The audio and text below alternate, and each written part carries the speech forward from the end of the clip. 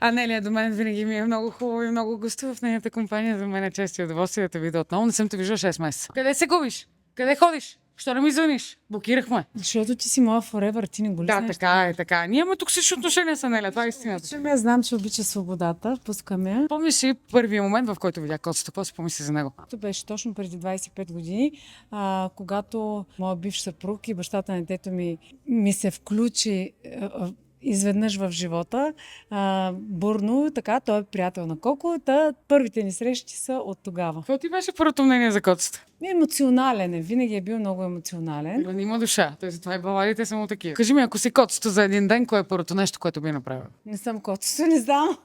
Не мога. Ще караш поршета. Не, много хора виждат една страна в котето. Той не е само това, така че не мога да кажа. Той е много цветен човек. Цветен е, той е един представител на Зодия Рак и аз съм Зодия Рак. Това мога да кажа, че хората не виждат всяка страна на котето. Нека да пожелавам нещо на котцето.